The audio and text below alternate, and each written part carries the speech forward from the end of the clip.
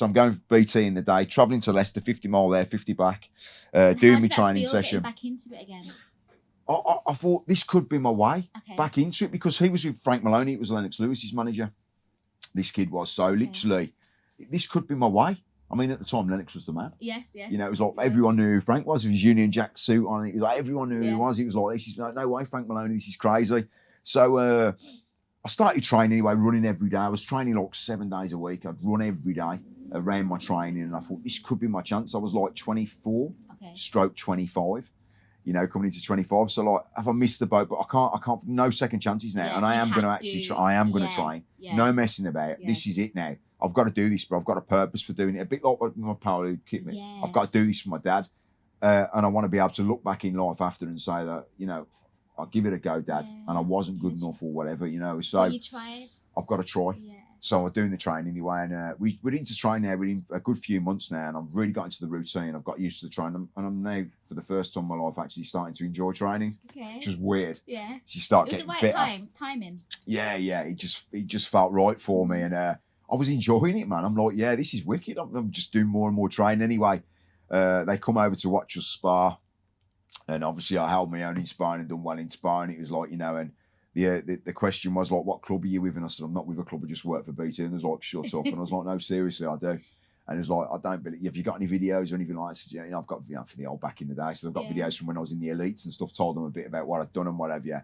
And sent them down there. And the following week, I got a phone call, literally, you know, we need you to come in London. You're going to meet James and whatever. And he's going to sort you out so you can get your brain scan and all the rest of it. So thankfully at the time, my manager at BT was a big boxing fan. Okay. So obviously knew who Frank Maloney was and stuff. So it worked in my favour. She was like, Frank, really? I was like, yeah. He was like, yeah, you haven't really got much annual leave, but don't worry about it. I'll okay that. So I ended up going to London, and it was a really weird day. I'm not literally going to have my brain scan, see the doctor, and then I'm in Panic's Promotions, which was where Lennox Lewis was promoted by and stuff, looking at the walls at Lewis and all these other famous boxers and whatever. And yeah, and there's my introduction to the professional world. Did you feel like you were home? Like this is what you should be doing? No, I didn't at this time. Okay. I didn't really, because I didn't have time for it to digest.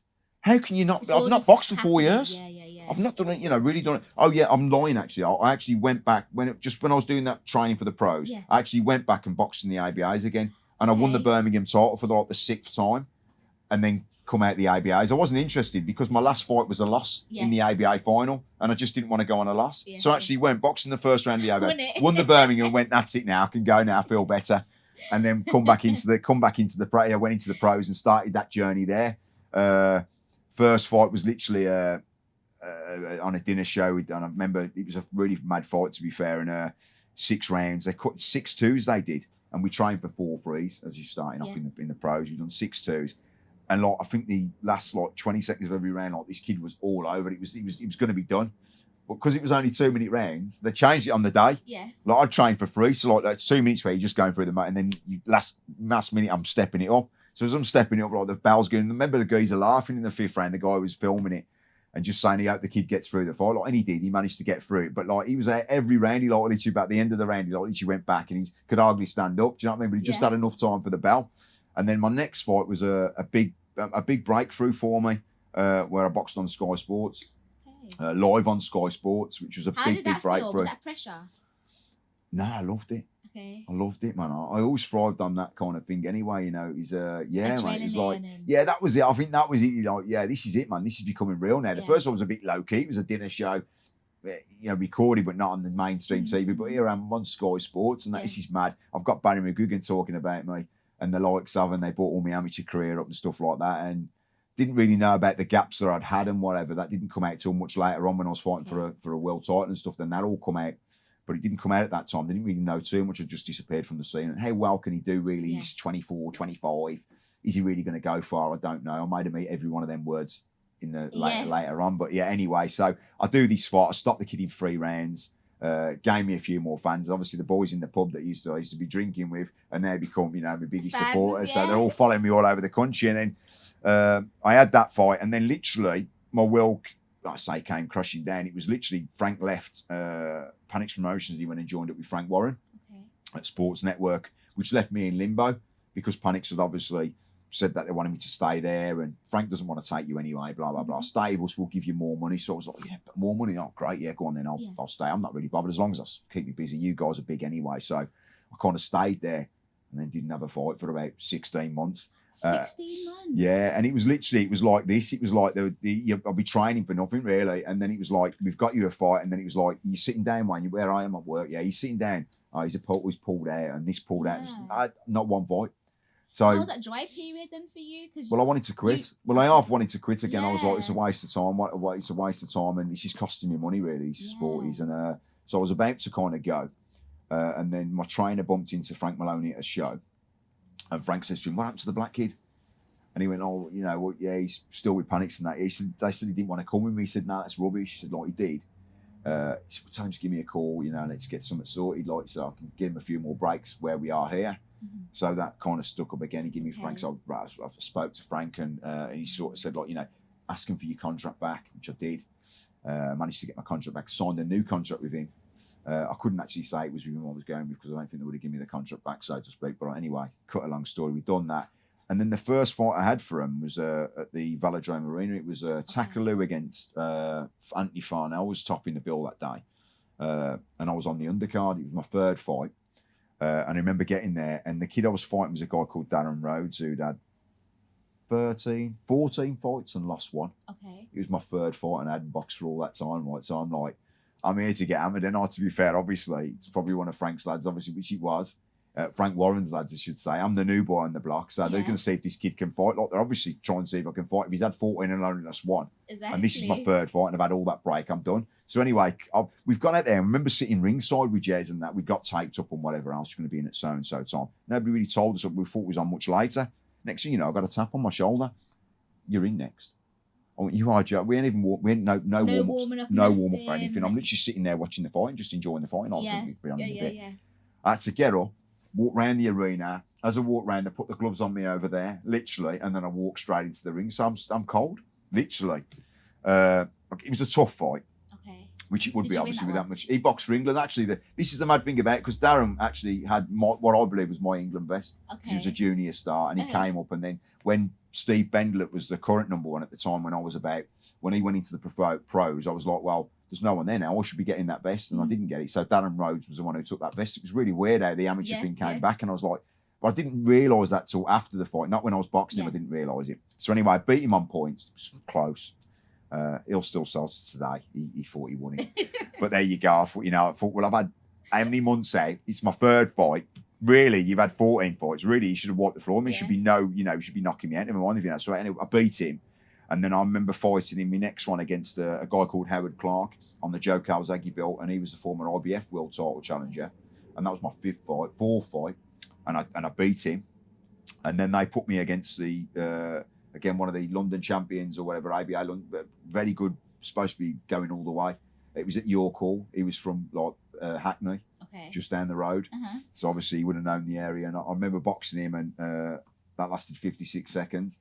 And they started taking more notice of me as well. Literally, so I would just win. Literally. And then I beat the guy who beat Gary Lockett in my ninth fight. And again, it was my first 10 rounder. I'd only ever done 4 rounds before that. World title in my 10th fight. Against Farnell, I'd had about 33 fights at the time, 20 knockouts. It's my 10th fight. But yeah, so I won that, won my first title ever. So I'm like, I'm getting there. Derailed in my next fight. I got knocked out for the first time in my career. Just underestimating the kid, really. How did that feel? To this day, I couldn't tell you. Painful. Hate losing anyway. So exactly. Painful. More that Painful. side. Yeah, I think I went. I was depressed after the fight. I think I went off the scene for about 6 months. Didn't want people to see me. I was embarrassed. National TV, Sky Sports, being knocked out. One of the knockouts of the year. It wasn't a nice thing to be featured on. And then just embarrassed, really. And the pride was hurt massively. I was no thought of me quitting, though, by the way. Yeah. But I kind of went under the radar a little bit. Take some time to digest and just say, I'm going to come back now. The thing I will say to you, as an amateur and professional, I never got beat twice by anyone. Okay. Ever. If I had the chance to avenge it, it was avenged. Yes. My idea when I got in the ring was like, when you see me now, you never want to see me again. Yeah. If you do, then I ain't done good enough job. So there's never, for them to make sure you get that. So I never had any rematches in terms of thinking. A lot of the time, if I had the chance, then I'd put it right the next time. If I had the chance, that's a mark I believe you're a good fighter anyway, Yeah. to be able to do that and learn from your mistakes. Definitely. Yeah. So anyway, we had 2 fights after the loss. I'd kind of gone down the pecking order with Frank then at the time after the losing. I'd gone down the pecking order and I'd fought a couple of like late nights at York Hall about 12 o'clock at night, and Sky were packing the cameras away. And from going from like headlining with Scott Harrison and Ricky Hatton on the other one, you know, I was chief support to both them two, to like boxing at 12 o'clock at night when they're packing the cameras away. It was a hard pill to swallow. Money was obviously rubbish because it's gone right down because you're only fighting 6 rounders and so on. So I'd done them 2 fights and I sort of went to them and said, well, what's the plans for me? Yeah, what's next? You lost. I know I lost, but what's the plans for me? You just got to build back up again, blah, blah. Yeah. I've had 2 fights, you know, I've won them. I just want to get back to them 12 rounds and I miss that kind of thing. And they couldn't really offer me that. So I thought, you know, I've got 18 months left on my contract at the time. I decided to sit it out. So I left London. I was living in London at the time. So I had to move to London, to be fair. I was living in London. I came back to Birmingham and decided that I was going to sit it out. And so I went back to BT. I went, can I have my job back? Yeah. Can I have my job back? He was a great engineer. You come back, coach. He was a good engineer. So I came back to BT and again I was working in this area. And I'd done a piece with the Boxing News, sort of said that, will it ever be Wayne's World again, sort of thing. And nobody had realised I'd kind of left Frank in some respects. So the smaller promoters weren't really trying to get me because they thought, well, he wouldn't be able to compete anyway. So anyhow, I'd done this piece, and the next thing you know, after the interview had gone out and it was released, I had loads of smaller promoters like ringing me up, like, Wayne, you know, in fact, you said in this interview your only regret is never been able to box in Birmingham. Like, we'll give you that chance. And I'm like, you know what, I'm done with boxing. I really can't be bothered with it. And I'm just going to crack on with my career now. I've got a good career now. I can build where I am. There's such a roller coaster of emotions. Yeah, crazy. I've got, you know, you got all your pensions. It's a career. It's a good career. Forget it, you know. And it's like, you sure? And I was like, you know what? Go on, and I'm just going to have one fight though. That's it. Yes. Who do you want? I said, well, you're right. Now remember, I'm the A side now. So I'm headlining at the Aston Event Centre. Okay. And I'm the A side, so I'm kind of like, I'm saying to the promoters, it's not with Frank where he just throw people in front of you. I was like, well, listen, I'll come back if you can get this particular fighter. Darren Rhodes. Okay. You wanted to go back with him again. Because every time I seen him, not him, but his trainer would say to me, like, you know, you lost that fight. Yeah. So I thought, I'm more experienced now. I've been there. I've done it. Yeah. Let me see what you can do now then, son. So I got him. I said, if you can get him, I'll fight. So they got him for me.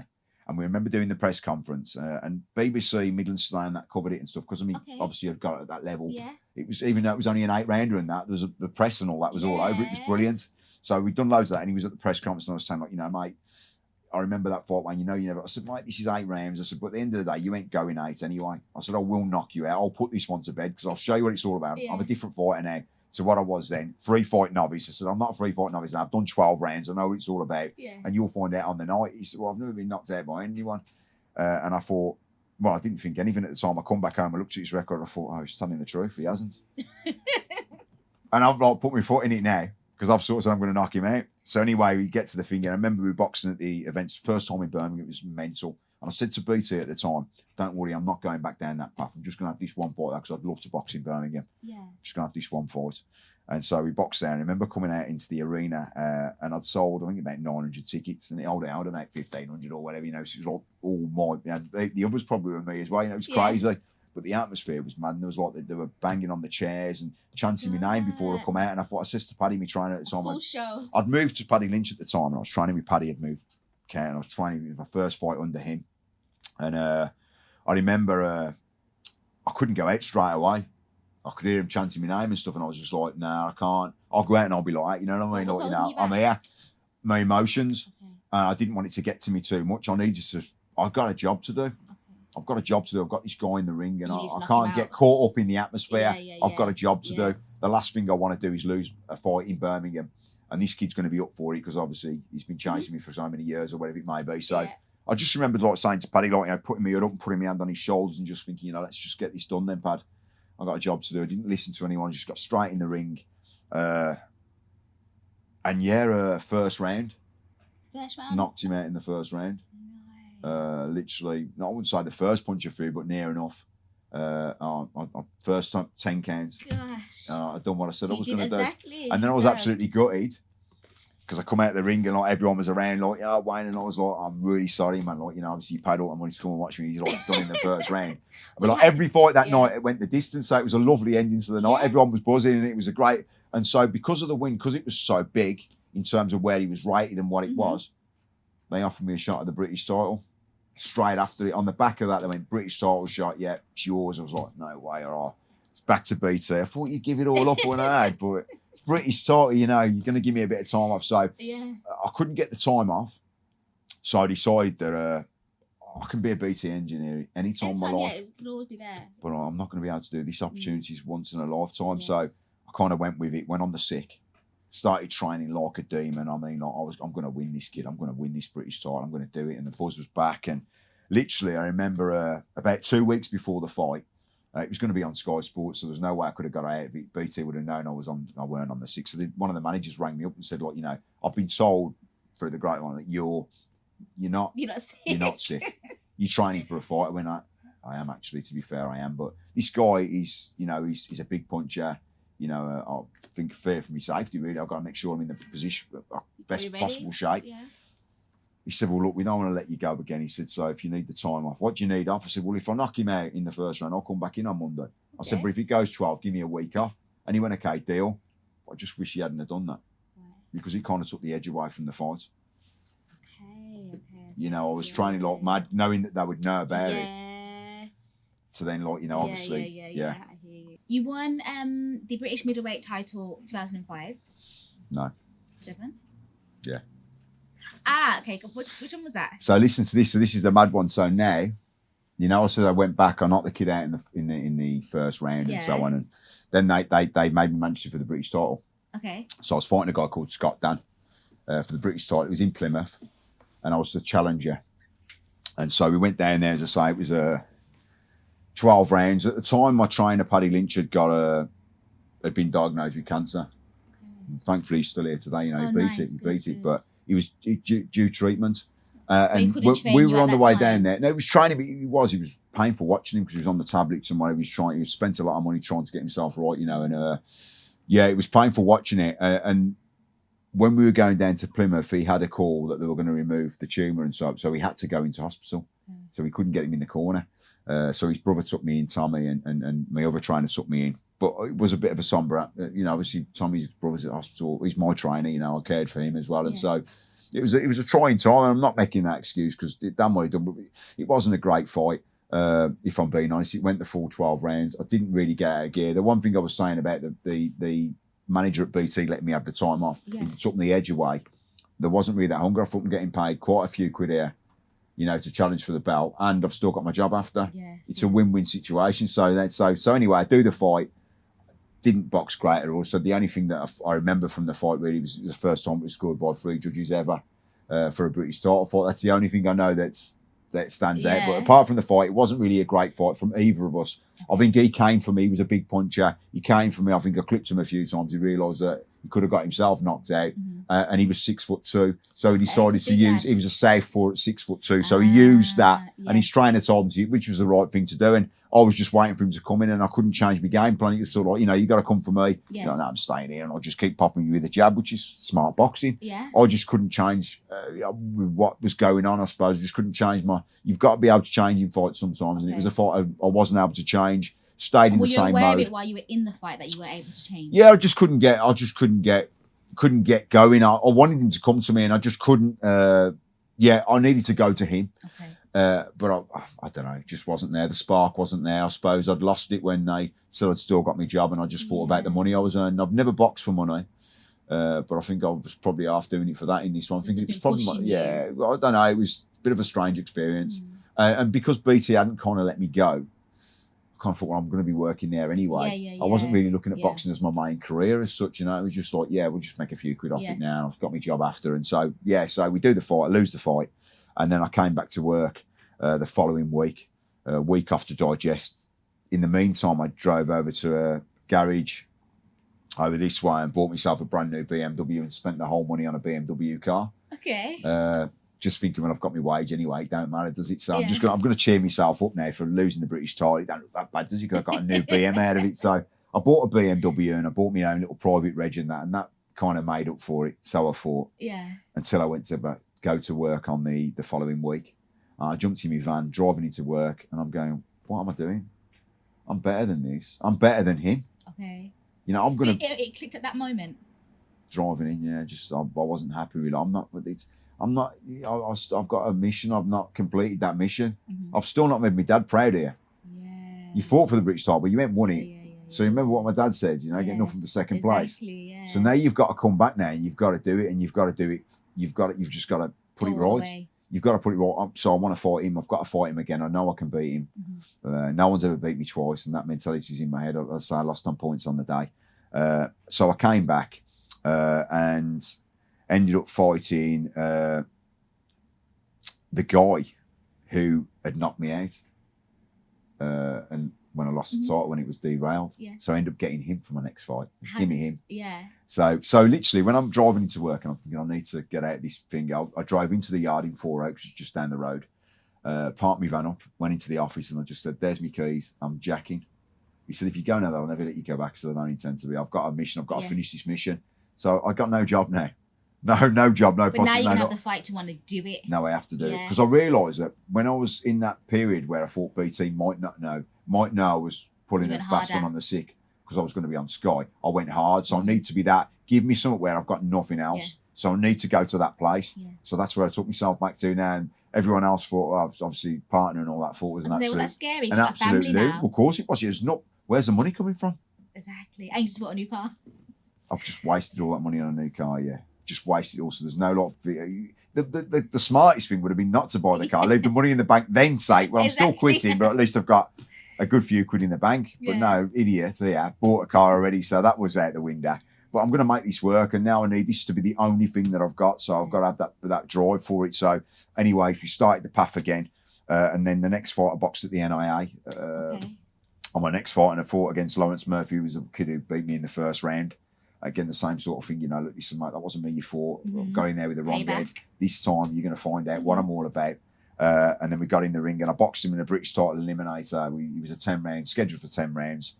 I think I dropped him 3 times, stopped him in the 5th round, and he never boxed again.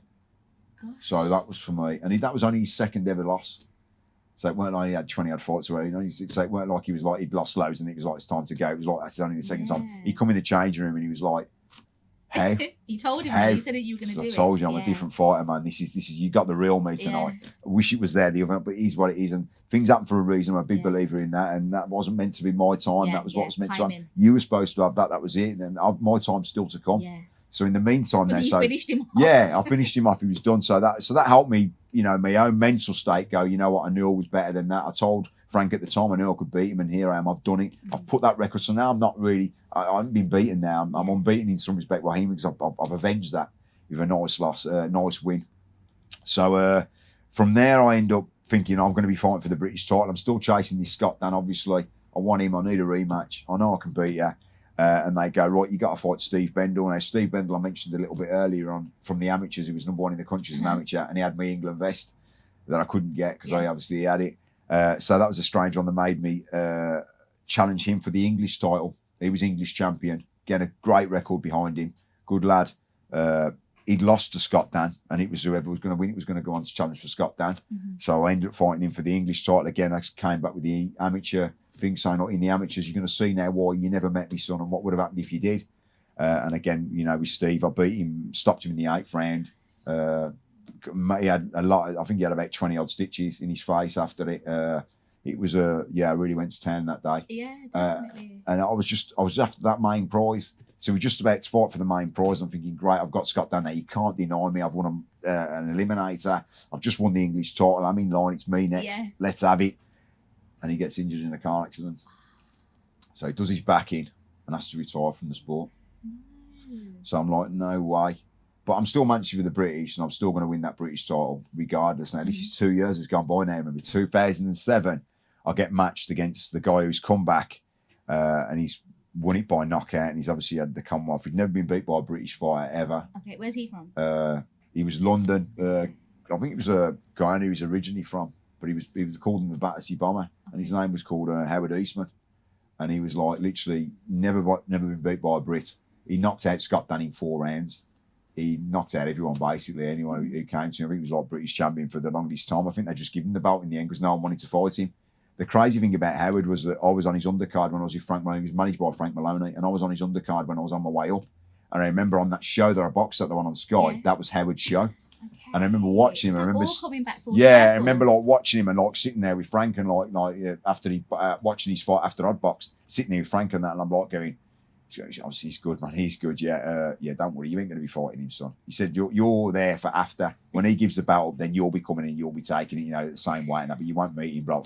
Yeah. Do you know what I mean? And so so anyway, I'd give my job up and everything now, and Howard decided that he wanted the belt back. So he came back and won the British again. And I'm thinking, I didn't come back for you. Yeah. I came back for not you, but in the end, it turned out to be the best person to come back to be fair, in terms of rankings and everything else. And it was my career best win. Yes. He didn't think that was going to happen. I beat him over 12 rounds and won the British crown. And then obviously that led me to challenging for the IBF. After that fight, because of beating Howard, obviously, and how he'd only ever lost to, if I put it in context, and people in the boxing world will know these names, the only people that Howard had ever lost to before I beat him in 44 fights was Bernard Hopkins, William Joppy, Arthur Abrams, and Edison Miranda. That was his 4 defeats, all world class, all world champions and world class operators. He just fell short on that world level, but British level, demolished everyone who stepped in front of him. So again, that'll always go down in the boxing world, and in mine, obviously, as a career best win. And it was elation, but the mad thing about it was like the start, but also the end. Okay. If that makes sense. Of all these fights, which one impacted you the most? That one did. Okay. That one did. So I'm sitting there, we've done 12 rounds, as I say. He thought this was going to be a walk in the park. His trainer was Rob McCracken, by the way. He was trained by my trainer. Okay. So there was a spat before that, he's going to knock out. He shouldn't even be in the same ring as Howard. Yeah. And obviously I beat him. And I remember saying to Paddy Lynch, and it just shows the impact a coach can have on you at the time. They've matched me against Howard, Pad. What do you think? I'm like saying that, it's probably best to leave that one way and we'll wait a little bit. And he was like, no, we can beat him. You're ready, yeah. We can beat. He said, I used to have him sparring Rob all the time. He said, I know the kid inside out. He said, I'll get the plans. You just listen to me, mate. Put the work in and we can beat him. And I went, all right, yeah, saying, we'll go for it. So we did. So we beat him. I remember, like I said, it was the start and also the end. So we do the 12 rounds. And I remember at the end of it, and they said, and the winner and the new. And I remember I sank to my knees. And I just said, I did it, Dad. I did it. And that was kind of it then. Yeah. For me, it was kind of it. You felt like you got to where you needed to get to. Let me tell you, before that fight, every fight I had leading up to that fight, I used to have a picture of my best pal in one boot and a picture of my dad in my other boot. I'd always give him a little kiss before I got in the ring. Yeah.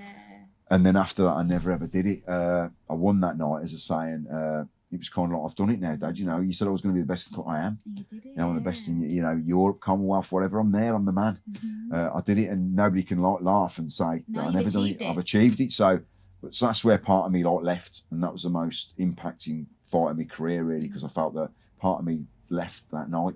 That I'd proved myself. Defending my British title. No, I actually fought for the IBF title over in Switzerland. Just after that, and for the first time in my career, other than the Scott Dam one I was telling you about, because I knew about the BT job, I actually fought for money. Okay. Not really caring about the result as such. Because you'd already felt like you'd got to where you needed to get to before that. But then kind of changed my mind when I was mid-fight, and it cost me the fight. Okay. So it was like mad, because I was in there like IBF world champion, King Arthur Abrams, one of the most feared men at the time, was knocking everyone out, and I'm like, done 4 rounds with him, and he got cut in the 4th round, and I'm like, and remember, I'm going in there, I'm going to treat it like a spar. It's just 12 rounds. Just get the money. It's easy money, mate. Just take the money and yes, that's it, man. It's just good to say you've been in the ring and fought it's for not it. the money that's going to keep you going. But then I'm doing 4 rounds, and there was 4 rounds. Come back to Paddy. I went, Pad, I can do this, geezer. He went, what? Only that. He said, listen, stick to the game plan. After 4 rounds. Keep moving.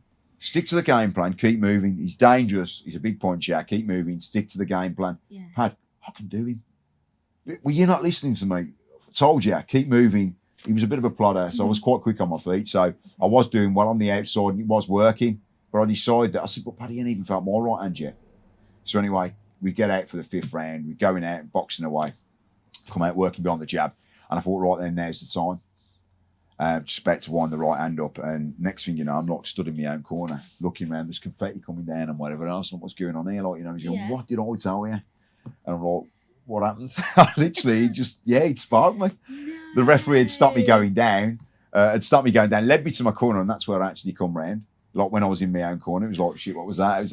He literally wiped 30 seconds of my life away. Do you know what I mean? It's crazy. I had to watch it back on playback to see what actually happened, which is really weird. But yeah, he done me. It was, yeah. But that was, again, something I carry on to my own fighters now. You can't go in the ring with one mindset and try and change it mid-fight. You can't. You've got to go in there with the right mentality from the start. So I learned a lot from that. But again, I wasn't in there for the right reasons.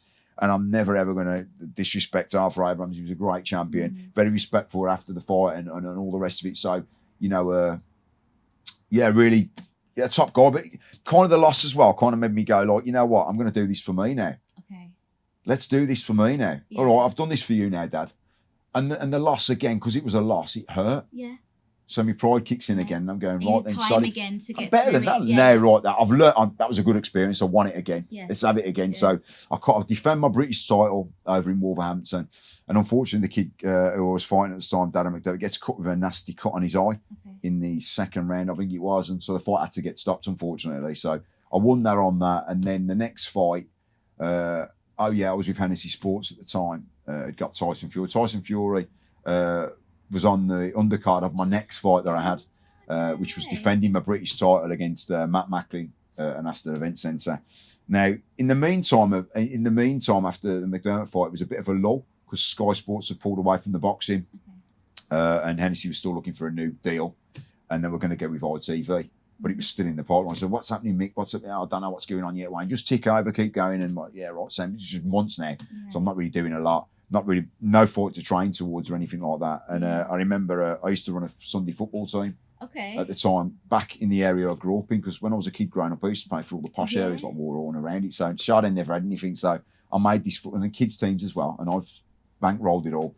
And I managed the older team. And they're playing a game.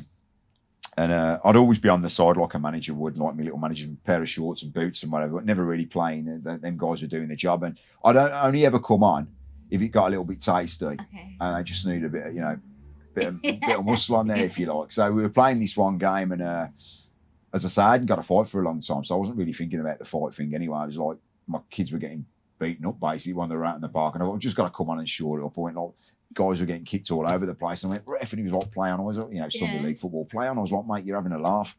I went, son, this, come on, you come off, son. So I went on the park. Just to shore it up, and I'm on the park probably a couple of minutes. Guys would go straight up in front of me. I went, ref. He went, play on. I went, right, he's going to have to go. So I went to set this kid clean out. I'm just going to take him clean out. So I went to take him clean out, and as I swung for him, he turned around to kick the ball out. Obviously, he had my kid screaming on the floor and whatever, and he went to kick the ball out, and as he kicked round, he kicked my shin as I was swinging for him, and my feet was off the ground, and it hurt. Of course, and I was like, that hurt. All right. That hurt. I went down. I was like, yeah. And I was like, what's the matter? I said, I don't know. It might be broke. I've had broke my leg before. It feels like it, but I'm not 100%. They're like, well, you'd be screwed. I said, no, mate. I think you hadn't kicked in yet. You know that you just believing that my bones are unbreakable. Yeah. So I'm sitting there, I'm like that really hurt. And anyway, when they looked at it after, and I was like, I think it is broke. Looked at it after and went to the hospital, straight to the hospital after, and they X-rayed me and said, it's not broke.